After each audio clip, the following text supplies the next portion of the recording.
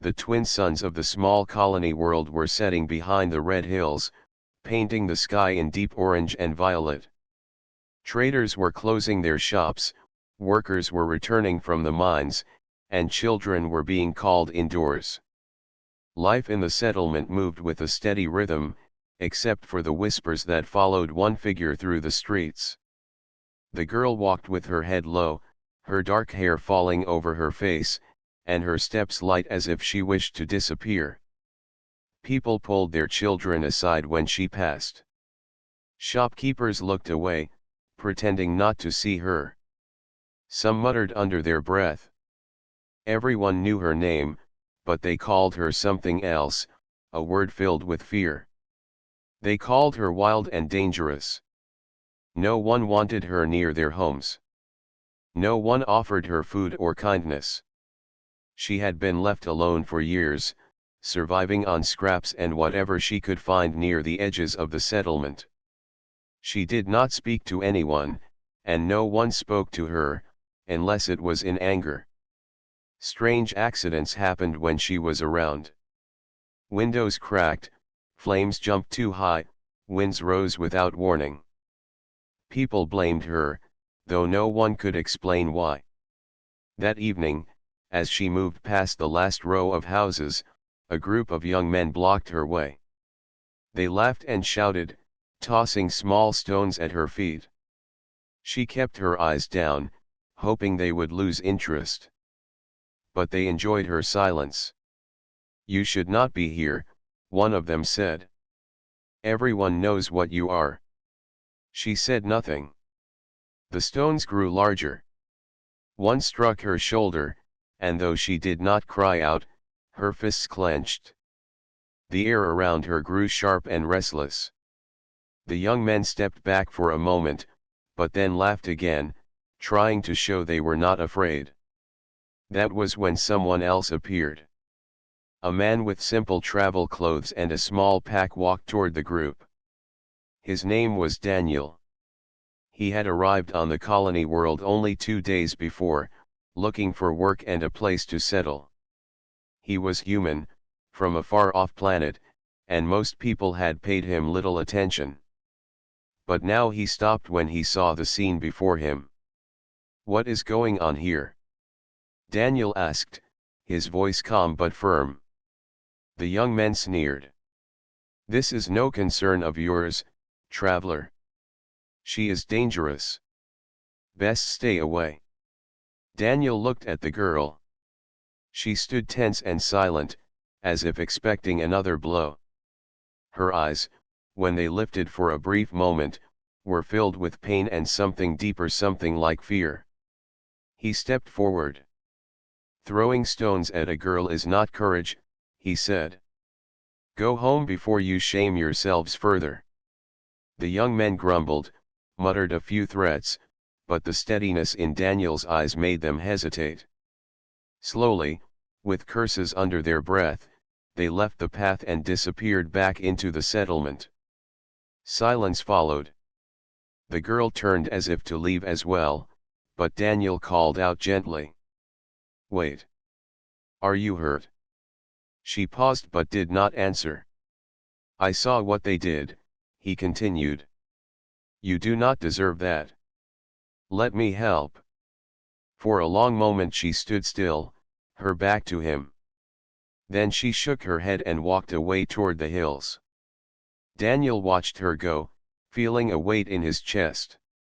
He had traveled many worlds, and he had seen cruelty before, but something about this girl was different. It was not just the way people feared her, but the way she carried herself, as if she had been told so many times she was dangerous that she had begun to believe it. The next day, Daniel asked a shopkeeper about her. The man frowned. "Stay clear of that one. Strange things happen around her. Fires, storms, broken tools. She has a curse, or worse. Many say she will bring ruin if she stays here." Daniel listened but did not answer. Later, while walking near the edge of the settlement, he saw her again. She was sitting on a rock, looking out toward the hills. Her hands were clasped together, her face lost in thought. This time he approached slowly, not wanting to startle her. "May I sit?" he asked. She looked at him in surprise. For a moment she seemed ready to rise and leave, but then she gave a small nod.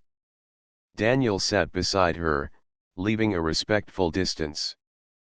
"My name is Daniel," he said softly. "I am new here." She did not speak.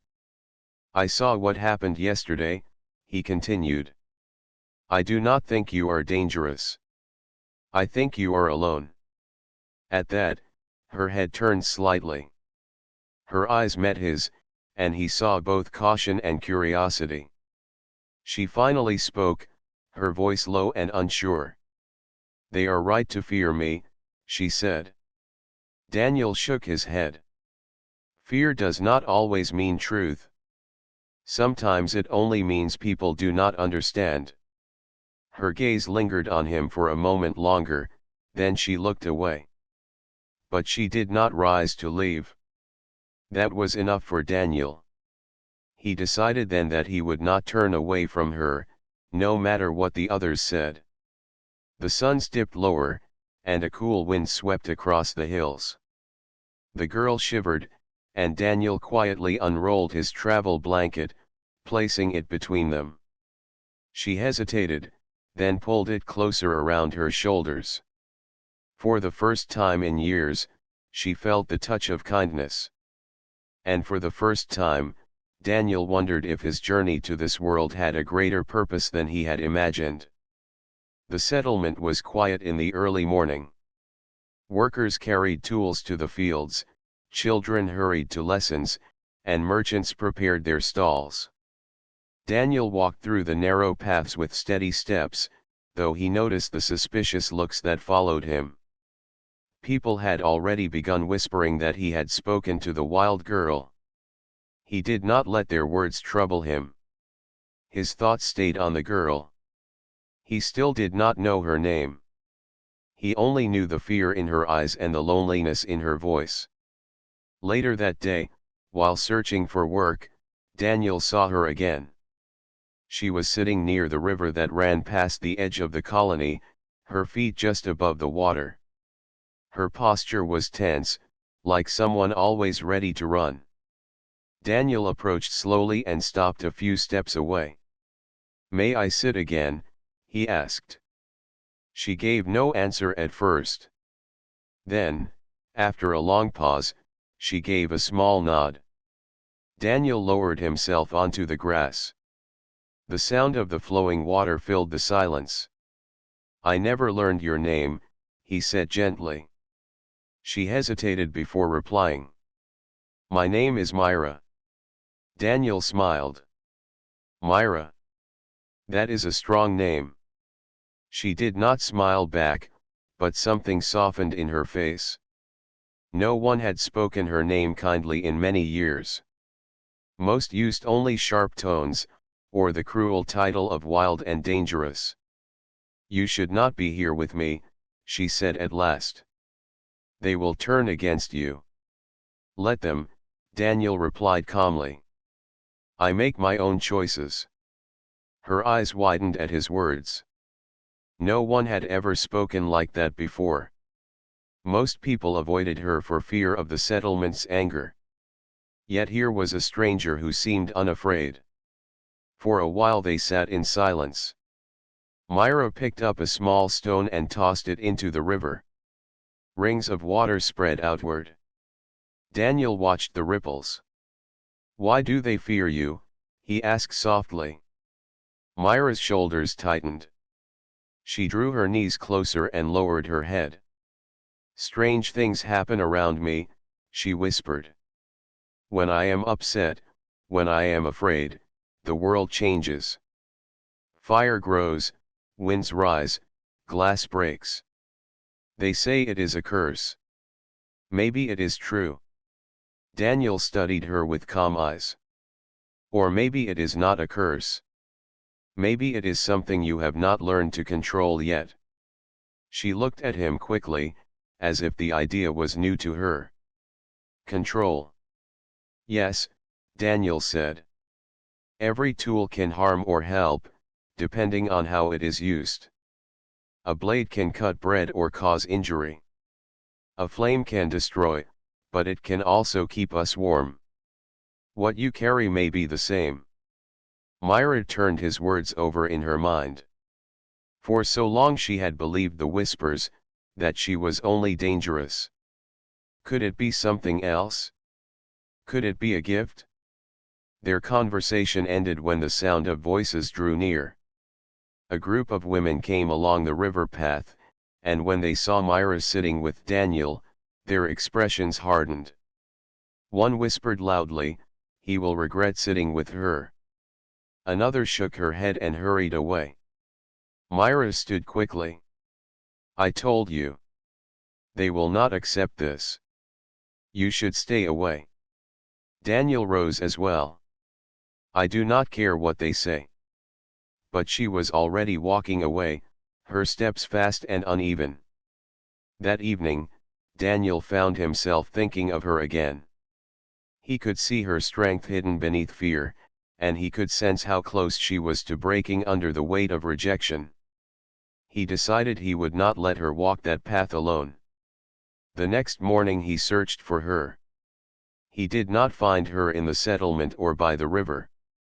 Finally, he climbed the red hills and discovered her sitting on a ridge, watching the twin suns rise. "Myra," he called softly. She turned, surprise flashing in her eyes. "You came." "I said I would not turn away," Daniel replied. "I keep my word." For the first time, a small smile touched her lips. It was faint, uncertain, but it was there. They spoke through the morning, and Daniel learned more about her life. She had no family. Her parents had been lost when she was young, and since then she had lived at the edge of survival. She gathered food from the wild fields and drank from the river. Sometimes kind strangers from passing caravans gave her scraps, but within the settlement she was always alone. Daniel listened without judgment. He shared a little about his own life too, about the many places he had traveled and the people he had met. He told her how he came seeking a home, not just work. "Why here?" Myra asked. Daniel looked out at the hills and the wide sky. "Because even in the harshest places, something good can be found. Sometimes the harshest places hide the strongest people." Myra lowered her eyes, but his words reached her heart. Over the next days, Daniel continued to meet her. At first she kept her distance, but little by little she grew more open. They talked of small things, of the river, of the stars at night, of the strange creatures that roamed the hills. Daniel never pressed her about her powers, but he did not flinch when she spoke of them. For the first time, Myra felt that someone saw her not as a curse, but as a person.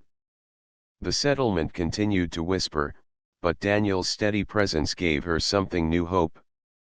And though neither of them knew it yet, that small spark of hope was the beginning of something far greater than either could imagine. The settlement was restless. Rumors grew louder each day. People whispered that Daniel had been seen too often with Myra, the girl they called wild and dangerous. Some shook their heads in pity, others warned him openly. One man named Bren, who worked near the market, spoke to Daniel one morning. "You are new here," he said sharply. "Do not waste your time with her. She is cursed. She brings nothing but trouble." Daniel did not raise his voice. He only replied, "I will judge with my own eyes, not with fear." Bren muttered under his breath and walked away, but the warning spread quickly. Soon everyone was watching Daniel with suspicious eyes. Meanwhile, Myra was not blind to what was happening. She saw the angry looks, heard the whispers, and felt the cold distance. One evening she met Daniel by the river and said, "You should stop coming. They will hate you as they hate me." Daniel shook his head. "Their fear does not decide my steps. I see more in you than they ever tried to see." Her heart stirred at his words, but fear still clung to her. "You do not understand," she said. "When my anger rises, things break. When my sorrow grows, storms rise. I cannot stop it." Daniel looked at her with calm eyes. "Then let us learn. If storms rise, we will face them together." Myra wanted to believe him, but doubt pressed hard. Still, she did not walk away. She stayed, and that choice changed everything. The next week the settlement faced its first trial. A caravan from the northern hills arrived, bringing trade goods. Among them were boxes of rare crystals, bright and valuable. But during the night, some of the crystals were stolen. By morning, shouts filled the market. Merchants accused each other. Guards searched the stalls. Then someone pointed a finger at Myra. "It is her," a woman cried. "She walks in the shadows. Strange things follow her. Who else could do it?" Voices rose in agreement. "Yes, it must be her. She is always trouble." Myra froze as the crowd turned toward her. Fear spread across her face. For a moment, her hands shook, and a sharp wind moved through the market, scattering papers and dust. "See," someone shouted. "Even the air turns wild around her." Daniel stepped forward quickly. He placed himself between Myra and the crowd. "Stop this," he said firmly. "You have no proof. You only blame her because it is easy." Bren, the man from the market, scowled. "Then who else could it be? She has no place here. She is danger itself." Daniel met his eyes. "If she is danger, then I will take that danger as my own. But I say she is not guilty." The guards hesitated. The crowd muttered angrily, but no one stepped closer. In the end, the caravan leader ordered the search to continue, but not a single crystal was found with Myra. That night, Myra sat on the hill above the settlement, staring at the stars. Daniel joined her quietly. "You should not have stood up for me," she said. "They will turn against you even more now." "I would stand again," Daniel replied. "The truth matters more than fear." Myra's eyes filled with something she could not name. For years she had been alone, carrying the weight of mistrust. Yet here was someone who would face a whole settlement for her sake. The following day, the truth was revealed. A young boy from the caravan had stolen the crystals, hoping to sell them secretly for his own gain. When he was caught, the merchants returned their anger to him. But by then, the wound had already been struck. The settlement had accused Myra without thought. Some people felt shame, but others refused to admit they were wrong. "Even if she did not steal this time, one day she will," they muttered. Still, a change had begun. A few eyes now looked at her differently. They remembered Daniel's words and his courage. Days passed, and Myra grew more willing to speak when Daniel was near. She told him about her childhood, about the night her parents had vanished in a storm. She confessed her greatest fear, that her strange powers had caused their loss. Daniel listened without judgment. "You carry too much blame," he said gently. "Storms are not born from a child's sorrow alone. Do not chain yourself to guilt." Myra did not answer, but his words planted seeds in her heart. One evening, while they sat by the river, something unexpected happened. A group of children wandered close. At first they stared in silence, then one of them, a little girl, asked, "Is it true you can make fire from your hands?"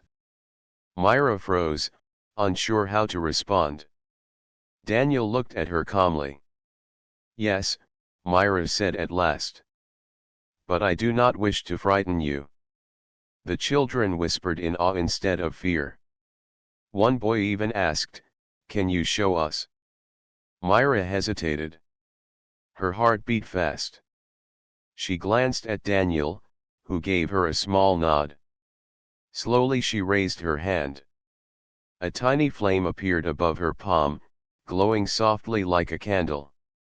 The children gasped, but their faces lit with wonder, not fear. "That is beautiful," the little girl whispered. Myra's breath caught. For the first time, someone had spoken of her power as something beautiful. After the children ran off, Myra sat in silence, her heart trembling. "Did you see?" she whispered. "They were not afraid." Daniel smiled. The world does not always need to fear what it does not understand. Sometimes it only needs someone brave enough to look closer. That night Myra felt lighter than she had in years. She was still unsure of herself, still afraid of losing control, but now there was a small flame of hope inside her heart. And Daniel knew that this was only the beginning of her journey. The settlement rested in uneasy silence.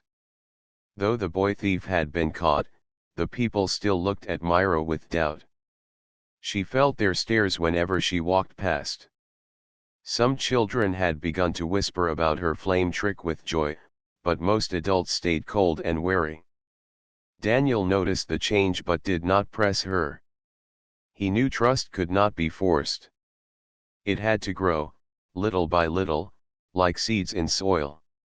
One afternoon, a scout from the hills came running into the settlement. His clothes were torn, and his face was pale with fear. "Raiders," he gasped. "A band is coming down the northern pass. They will reach us by nightfall." The alarm spread quickly. People shouted, doors slammed, and guards scrambled to gather weapons. The settlement was small and poorly armed. Everyone knew they could not hold against a large raiding force. Daniel stepped forward. "How many?" he asked the scout. "Too many," the man said. "At least 30, maybe more." The settlers exchanged worried looks. Most of them were farmers and traders, not fighters. They had only a handful of guards and a few strong men. Fear settled like a heavy weight over the town. Myra stood near the edge of the crowd, listening quietly. Her eyes narrowed. She had heard stories of raiders before, but now the danger was real. She felt anger stir in her chest, not at the settlers who distrusted her, but at the thought of strangers coming to burn and steal. Daniel noticed her expression. He walked to her side and whispered, "You want to help, don't you?" Myra nodded slowly. "They do not want me, but I will not stand aside while others suffer." By evening, the settlement gathered to plan. Torches lit the square. The leader, an older woman named Lyra, raised her voice. "We cannot flee. The raiders would hunt us down. We must defend what we can." Murmurs spread. Some agreed, others doubted. That was when Bran stepped forward, his voice sharp. "We should not fight with her among us," he said, pointing at Myra. "If she loses control, she could destroy us as much as the raiders." The crowd shifted nervously. Some nodded, some shook their heads. Daniel answered calmly, "Or perhaps she could save us. Do you not see that this is our chance to let her prove her worth?" Myra looked at the ground. She did not speak, but in her heart a fire grew. She wanted to show them she was not a curse.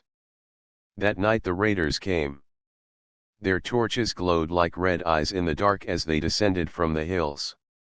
Shouts filled the air as they charged toward the settlement, weapons raised. The settlers fought bravely, but they were few. The clash of metal rang out. Fear spread like smoke. Daniel fought alongside the guards, but he kept an eye on Myra. She stood back at first, trembling as her power surged inside her. She remembered the night of the storm long ago, how her sorrow had caused chaos. A voice inside her whispered, "If you unleash it, you will lose control again." But then she saw a young boy cornered by a raider, and something broke inside her. She could not let fear decide. With a cry, Myra raised her hands. Fire burst from her palms, streaking across the night like falling stars. The raider fell back, his weapon clattering to the ground. Gasps rose from the settlers. Some shouted in awe, others in fear. But Myra did not stop. She moved forward, her fire swirling, driving back the raiders who thought the settlement would be easy prey. Daniel fought at her side. Whenever she faltered, he called out, "Steady and strong. You are in control, Myra. Hold it. Shape it." Her fire obeyed. It bent not into chaos but into sharp bursts of light and heat. The raiders, shocked and terrified, broke their charge. Some fled into the dark, others fell to the ground. By dawn, the settlement still stood. Smoke rose from broken fences, but the houses were safe, and the people alive. The raiders were gone. The settlers gathered in the square, shaken but alive. They looked at Myra with wide eyes. For the first time, there was no whisper of curse. There was only silence and awe. Bren, pale and humbled, stepped forward. His voice was rough. "We would not have stood without her," he admitted. "It is true. She saved us." The people nodded. Some clapped their hands. A few even cheered. For the first time, Myra felt their eyes not as knives but as warmth. She stood still, her chest rising and falling. Inside, she was afraid of what she had done, but also proud. She had not lost control. She had used her gift to protect, not destroy. Daniel placed a hand on her shoulder. "Do you see now? You are not only danger. You are hope." Myra's throat tightened. She wanted to believe it. For years she had been told she was only wild and dangerous. But now she saw something new in their faces: respect. That night, the settlement celebrated their survival. Fires burned in the square, this time not of fear but of joy. Music played, and food was shared. Myra sat apart at first, unused to such gatherings, but some children pulled her into the light. She smiled, uncertain but willing. For once, she was not the outcast in the shadows. She was part of the circle. And deep inside, she realized her journey had only begun. The morning after the raid, the settlement was quiet. Smoke still curled from broken fences, and the ground bore marks of the struggle. Yet there was life, and there was hope. The people moved slowly, repairing damage, carrying water, and gathering what was left. Myra walked among them with her head low.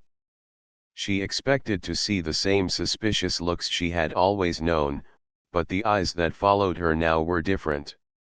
Some were still cautious, but most were filled with something new: respect. Children ran past her, laughing as they replayed the battle with sticks for swords. One shouted, "I am Myra, the fire warrior," and another pretended to be a raider who fell. The settlers laughed at the game, though a few shook their heads nervously. Myra heard the words, and for the first time in her life, she smiled without fear. Daniel found her near the well, where she was carrying buckets to help the others. He studied her face and saw how her shoulders had straightened. "You feel it too, don't you?" he asked softly. She looked at him with uncertainty. "I do not know. They see me differently, but will it last?" Daniel nodded slowly. "It will take time. Trust is like the earth, it grows things if you keep tending it." Together, they worked alongside the settlers. Myra lifted heavy beams to rebuild a fence, her strength surprising those who watched. When she noticed the fearful glances, she stepped back and let others take over, but Daniel encouraged her to keep helping. "Do not hide what you can do," he said. "Show them your gift is not only fire." By evening, the settlement had rebuilt enough to feel safe again. A gathering was called in the square. The leader, Lyra, raised her hand to speak. "We survived last night," she said, her voice steady. "We survived because we stood together, and because Myra stood with us." A murmur of agreement spread through the crowd. Some clapped, others nodded. Bren, the one who had doubted her most, stepped forward with heavy steps. He looked at Myra, his eyes uneasy, and then bowed his head slightly. "I was wrong," he said. "I feared you would destroy us, but you saved us. For that, I thank you." The crowd grew quiet, for everyone knew Bren was proud and rarely admitted fault. Myra's heart beat fast. She had never been thanked like this before. She bowed her head in return and said only, "I wish to protect." That night, food was shared in the square. Simple bread, roasted roots, and a little meat from the hunters. It was not much, but it was given freely. For the first time, Myra was invited to sit among them. She hesitated, then sat with Daniel and the others. Children gathered near her, asking questions about the fire. "Can you make it dance? Can you make shapes?" one girl asked with wide eyes. Myra hesitated. She feared showing too much, but Daniel nodded at her. So she lifted her hand and let a small flame bloom. It twisted into the shape of a bird that glowed in the air before fading. The children gasped with joy and clapped their hands. The older settlers watched with mixed feelings. Some smiled, others looked away. But none spoke against her. As the night grew late, Myra felt something she had not felt in years: belonging. She was still different, still feared by some, but she was no longer alone. The days that followed brought new trials. The raiders might return, so the settlers built stronger walls and set watchposts on the hills. Myra worked harder than anyone. She cut wood, carried stone, and joined patrols. She wanted to prove she was not only useful in battle but also in daily life. Daniel stayed close, guiding her gently. He taught her the ways of the settlement, how to trade fairly, how to share work, and how to listen in meetings. She struggled with patience, for her temper was quick, but with him near, she found herself calmer. One afternoon, Bran came to her as she stacked wood. His voice was rough but not unfriendly. "I still fear what you carry inside, but I cannot deny what you did. If you choose to stay, then you should stand as one of us, not as an outsider." Myra looked at him in surprise. She did not know if his words were kindness or duty, but she accepted them with a nod. "I will stand with you," she said. Later, Daniel spoke quietly to her. "That is the first step. You are no longer only the wild one. You are becoming a part of this place." That night, Myra lay awake, staring at the stars. She thought about her past, of nights when she had been hunted, of whispers that called her cursed. Now, she thought of children laughing, of hands clapping, of Bran bowing his head.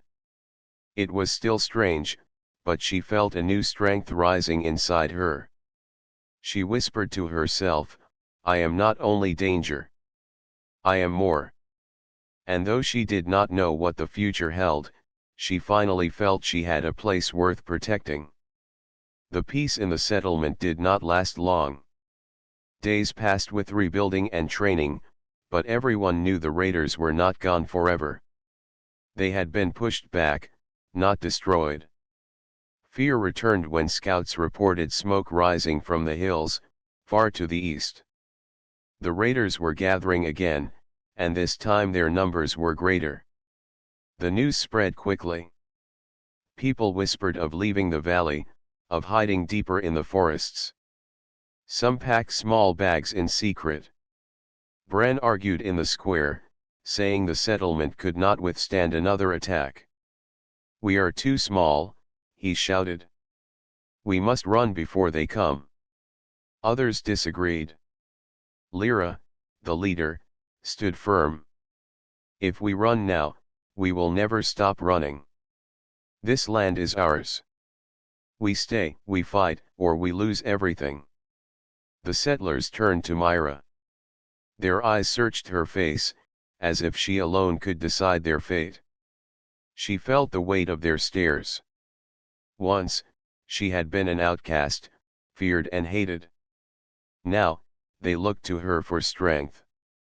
Daniel stepped beside her. You are not alone, he whispered. That night, a council was called. The settlers gathered around the fire while the wind howled through the broken fences. Lyra spoke first. The raiders will strike soon. They outnumber us, but we are not helpless. We have walls, we have courage, and we have Myra. All eyes turned again to the young woman sitting silently by the flames. She raised her head slowly. If they come, I will fight. Not for myself, but for this place. For those who gave me a home when I had none. Her words carried weight. Even Bran, who still doubted her, nodded. Plans were made. Scouts would watch the hills. Traps would be set along the narrow paths.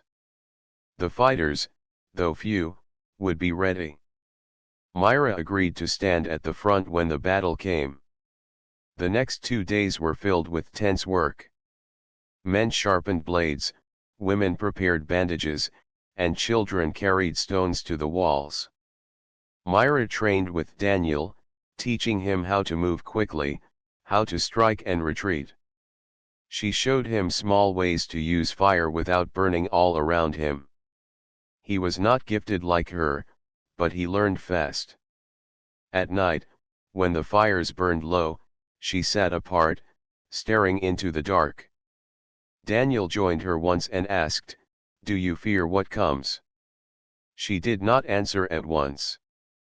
Finally, she said, "I fear not the battle. I fear becoming again what they call me: wild, dangerous, cursed. If I lose control, I may harm those I wish to save." Daniel put a hand on her arm. "You are not what they called you. You are what you choose to be. And you will not stand alone." On the third night, the warning came. The watchman on the hill lit a torch, the sign that enemies were near.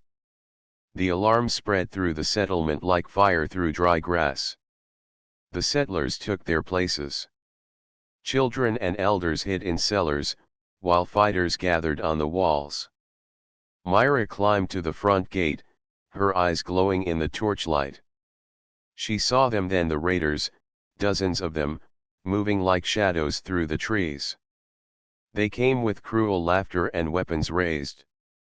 Their leader, taller than the rest, shouted across the field, "Give us your food, give us your fire, girl, and we will spare the rest. Refuse, and we burn this place to the ground." The settlers trembled. Some looked at Myra in fear. But she stepped forward, fire flickering faintly at her fingertips. Her voice carried strong across the night. You will have nothing from us. This place is not yours to take. The raiders roared and rushed forward. Arrows flew from the walls, striking some down. Traps hidden in the grass snapped shut, stopping others. But the raiders were many, and they pressed hard against the gate. Myra raised her hands, and fire burst into the night sky. The flames lit the battlefield, blinding the raiders for a moment. With a cry, she hurled fire into their ranks, scattering them. The settlers cheered, hope filling their hearts. But the fight was not easy. The raiders pushed through, breaking parts of the fence. Daniel and Bran led the men in fierce defense, their blades flashing in the firelight. Myra moved like a storm, striking with flame, but always careful, always holding back from losing control. Hours passed like minutes. The ground shook with the clash of weapons, and the air filled with smoke. Myra's strength began to fade. Her hands trembled, her breath came short, yet still the enemy came. Then she saw the leader of the raiders breaking through the gate with a heavy axe. He charged straight at Daniel, who struggled to hold him off. Without thinking, Myra ran forward. She called on every spark within her and released it in a wave of fire that drove the raider back. The leader roared in rage, swinging his axe toward her. Myra met him with fire in both hands, the clash shaking the earth. Around them, the settlers fought with renewed courage. The night was not yet won, but for the first time, the raiders faltered. They saw not a cursed girl, but a protector burning like a beacon. And the settlers saw not an outcast, but their defender. As the battle raged on, one truth became clear: Myra was no longer the wild one outside the circle. She was the heart of the circle itself, and the future of the settlement depended on her flame. The battle stretched through the long night. Fire, smoke, and cries echoed across the valley as the settlers and raiders clashed again and again. Myra stood at the heart of it all, her fire burning bright though her body trembled with exhaustion. The raider leader swung his axe again, his face twisted with rage. Daniel blocked one strike with his blade, but the force sent him stumbling back. Myra stepped forward, raising her fire to meet the next blow. Sparks burst in the air as steel and flame clashed together. The raider leader laughed harshly. "You are strong, girl, but fire burns out. When yours is gone, nothing will remain." Myra's arms shook, but her eyes held steady. "My fire does not come from anger or fear. It comes from those I protect." She pushed forward with all her strength. Flames leapt from her hands and wrapped around the leader's weapon, heating the axe until he dropped it with a cry of pain.